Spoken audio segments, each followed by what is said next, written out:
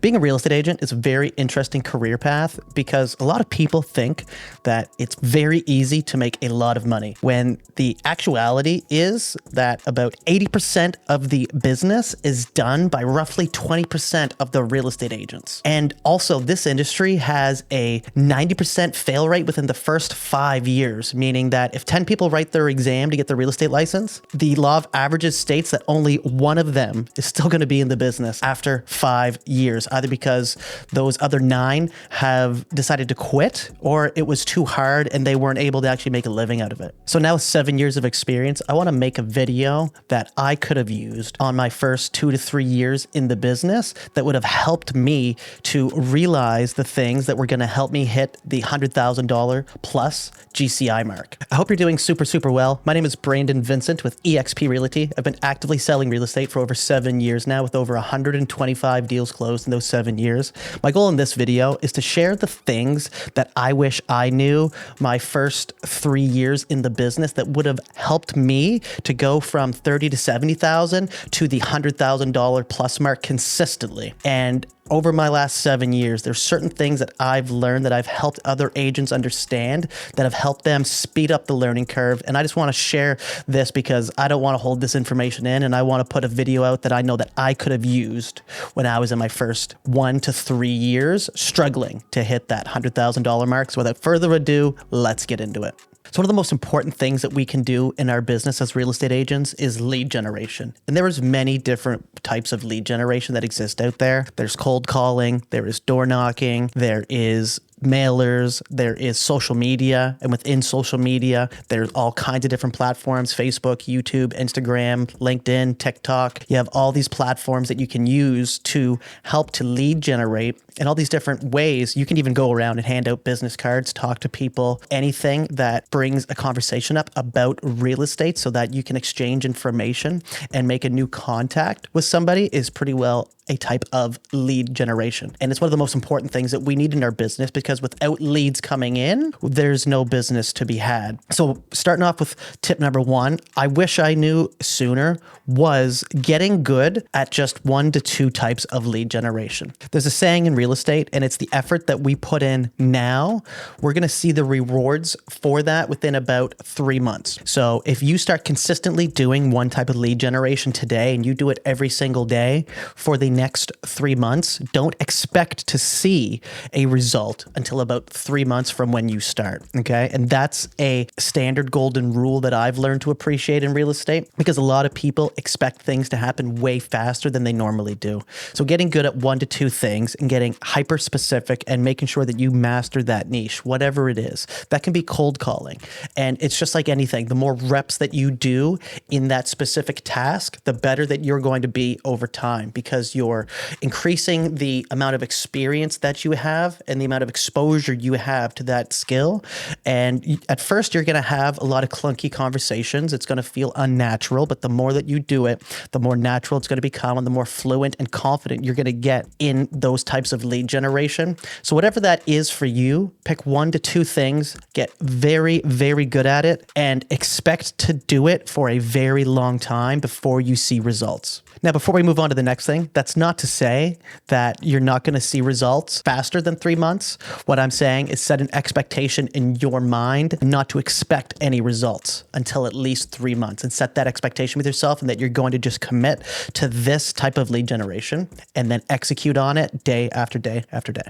Tip number 2, it is so important to be surrounded by the right agents. You want to make sure that you're around positive, productive, and enthusiastic real estate agents that are excited about the business, because it's like an old saying, you're the sum of the 5 people that you hang around with the most. And if you're hanging around agents who are complaining, who are talking about the market being hard, who are saying that business is hard to get, chances are you're going to be the 5th person doing that same thing. Where if you're around a whole bunch of agents who are out there crushing it and they're sharing their productive tips and they're excited about the business, if you're around people like that, then the chances are you're going to become the people that you hang around with. It's just the best way to really speed up the learning curve, is make sure that you get around successful agents. So just audit who you're learning from and make sure that these are people that you actually aspire to be like. And in saying that it's people that you also enjoy the way that they do business too. So you want to find somebody and find a group of people, find your tribe that is going to be running with you, because this is a long career and it has a lot of ups and downs. And it's very important to be surrounded by people that are doing well, so that even on your lows, they're going to help to lift you back up and get you back on the road and closing deals, talking to clients, and doing all the things that you need to do to grow your business. When I first got started in the industry, the majority of my deals came from buyers. And that was what my mindset was that's where I'm getting my business. So that's who I need to be focusing on. And the more that I focused on buyers, the more buyer business that I would get, which it was great the first few years because I was willing to do absolutely anything. And honestly, I think it's a great way to actually start in the industry, because it gives you a whole bunch of exposure to walking through homes, dealing with clients, and writing offers and negotiating on properties. I think it's a great way to sharpen your teeth in the industry.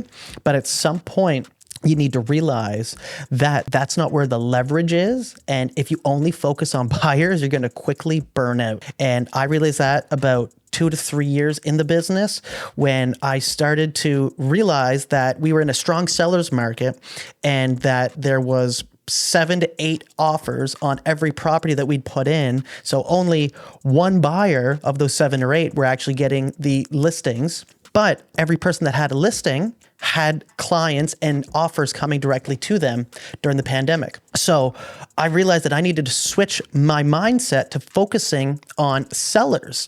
And it was this switch that when I started to focus on sellers, anytime I had an opportunity for a listing appointment, or when I had a listing, I would double down on my effort and my energy and my investment into those actions, because I wanted to pour myself into these listings so that they would then grow more, right? So anytime I had a listing come up, I would make sure that I did a video that was above what the industry standard was at the time, putting it on YouTube, finding clever ways to market it, and going above and beyond to get that business successfully closed to the highest standard that I could. And I would just pour everything into it. And as I started to do that, what I found was more listing opportunities started to present themselves to me. So by me investing more energy and time into those opportunities, I started to see more coming to me. And that was a huge mental shift that I had in my business that helped me significantly.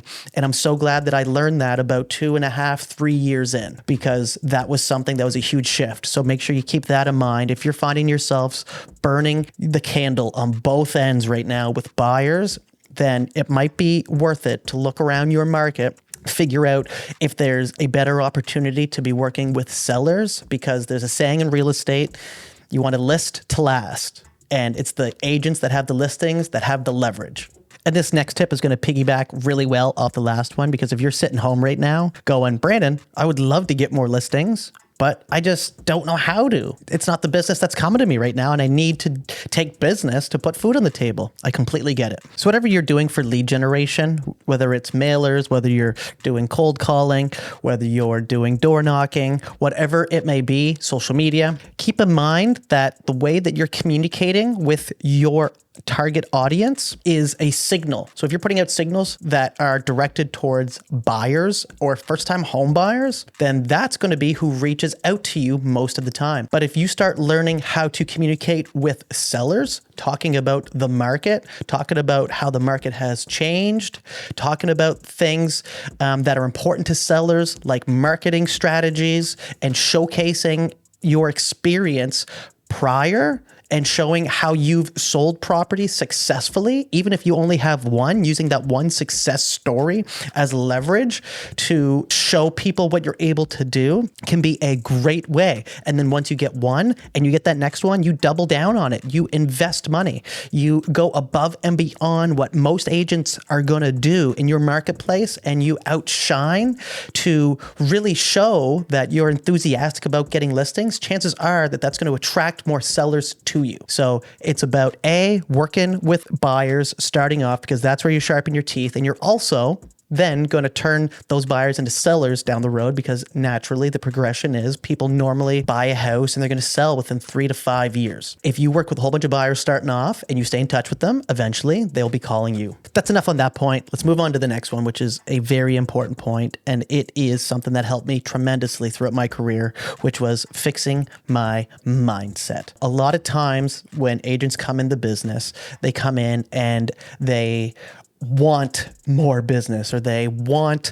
more leads, and they want more deals. And you're almost coming into it with this lacking mindset. And then you're looking at other agents who are getting business and you're going, how are they doing it? It seems so easy.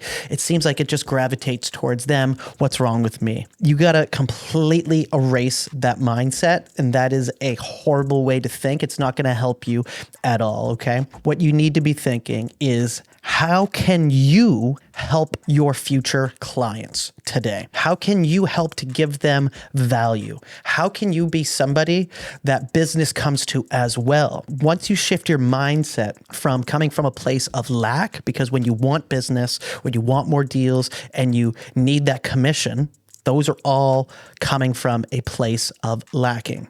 Okay. And that is going to actually push business away, because you're going to get frustrated. It comes off in your tonality. It comes off in the way that you literally communicate with people. When you come from a place of abundance, you realize that there is all kinds of business to go around. You just need to find yours.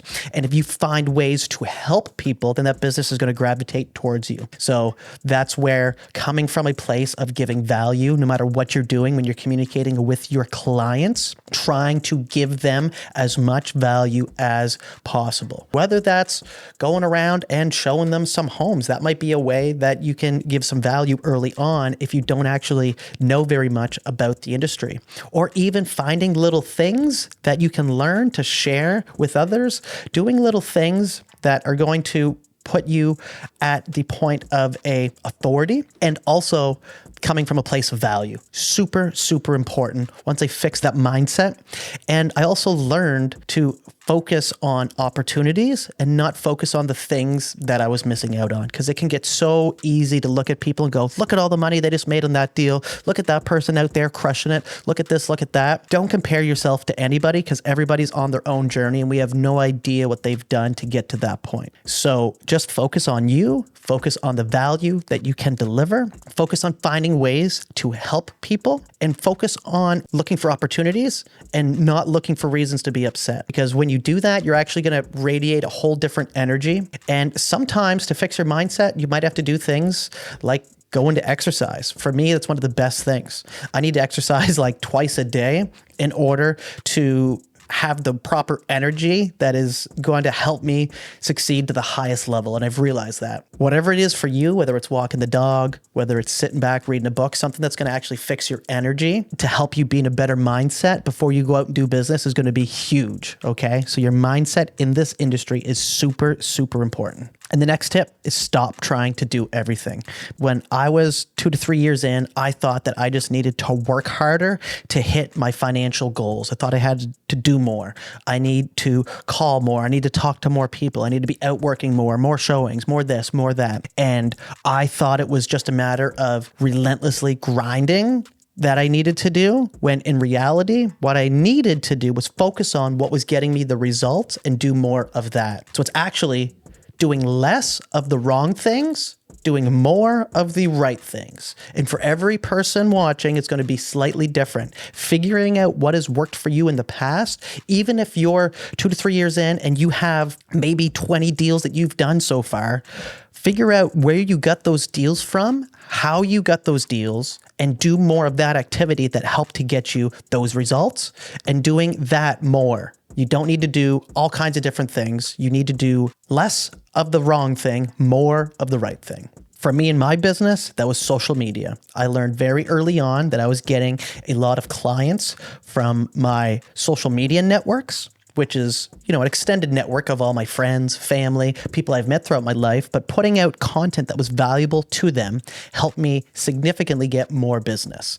And once I realized and figured out that I want to come from a place of value when I'm doing that, that's where that started to compound. And this next tip is a huge one, because starting off in the business, a lot of times we don't actually have any structure as to how we're going about our day to day. There may be certain things you know you need to do, but the structure may not exist yet. And something that I recommend to every agent watching this is make sure that you have a calendar and that you have systems in place. And I know that starting off in the business, it's going to be trickier to have systems, but at bare minimum, make sure that you have a calendar where you're blocking your appointments and you're setting time aside each day for whatever type of lead generation is important to you. And make sure that you're setting aside at least an hour to 3 hours per day on that lead generation is going to be the best thing that you can do for yourself. Setting that time, blocking it off, and making sure that you're executing during those time frames, and then leave other time open for different appointments, phone calls, meetings. But make sure that you're operating from some type of calendar, whether it's a calendar on your phone, whether it's a calendar just in a notebook, whatever you're using, make sure that you track what appointments you have and what activities that you need to do to grow your business. I didn't start doing this until about 2 to 3 years in.